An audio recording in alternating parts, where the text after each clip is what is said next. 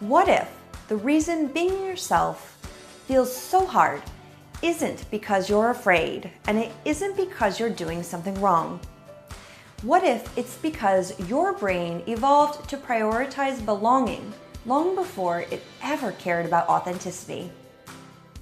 Welcome back to The Reflective Soul, a channel about personal evolution through awareness. Today, we're discussing a powerful internal conflict that many people feel, often without realizing it, and what psychology and neuroscience tells us about why it exists. I'm talking about the tension between belonging and being true to yourself. And once you understand the science behind this tension, a lot of self-judgment starts to fade away. Evolutionary psychology and neuroscience show us that the brain prioritizes safety and connection. For most of our history, being a part of a group wasn't just comforting. It was essential for survival.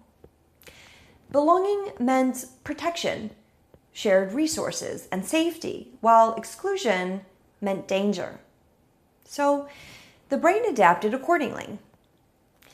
Modern brain imaging studies show that social rejection activates the same regions of the brain as physical pain, especially in an area called the anterior cingulate cortex.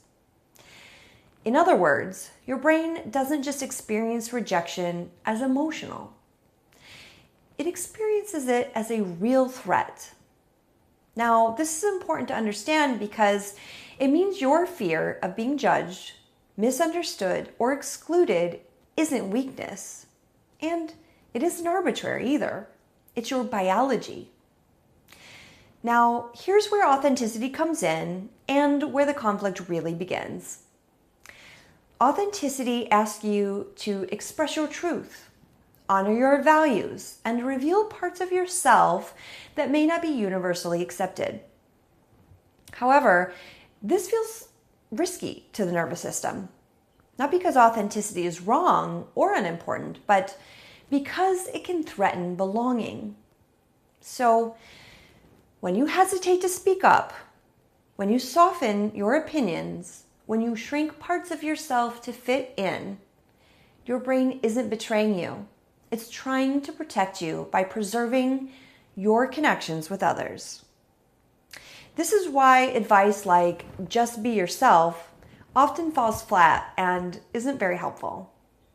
It doesn't calm the nervous system, which is still asking, can I still find belonging if I let my true self be seen? Over time, constantly choosing belonging over authenticity comes with a cost.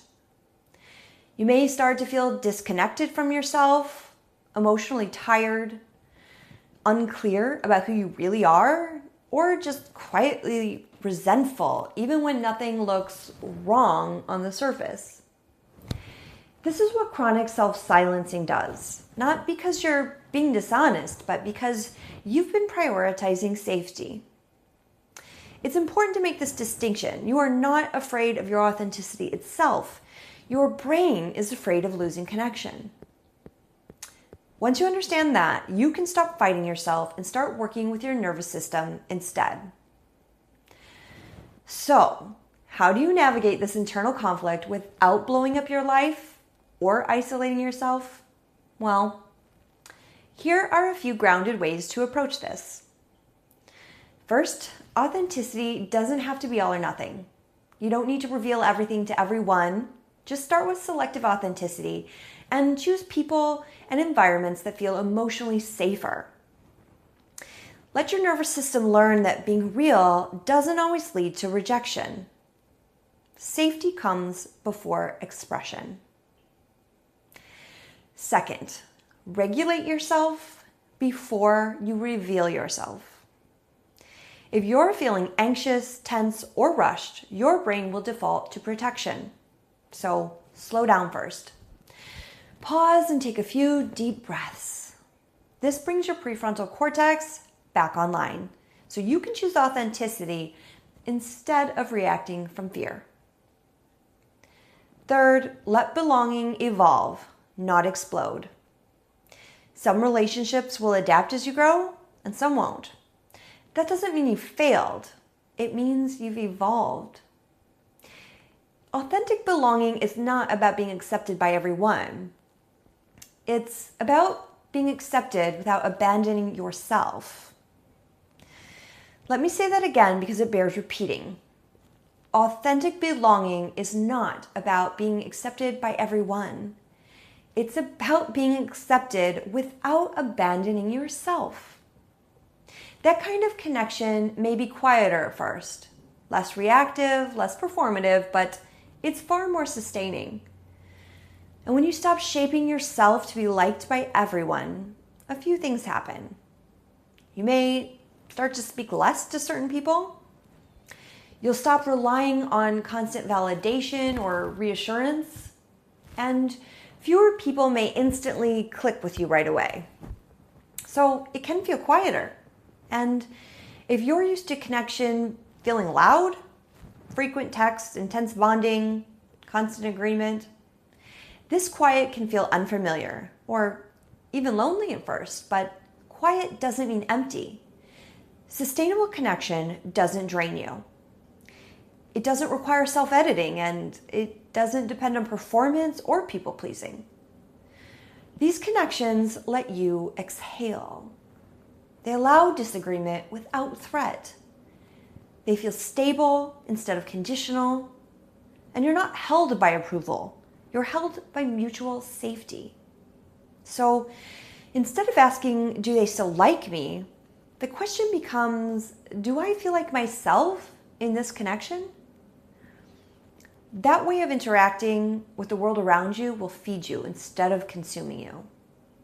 And in nervous system terms, loud connection often comes from activation, anxiety, vigilance, pleasing, and fear of loss, while sustaining connection comes from regulation, safety, ease, presence, and choice.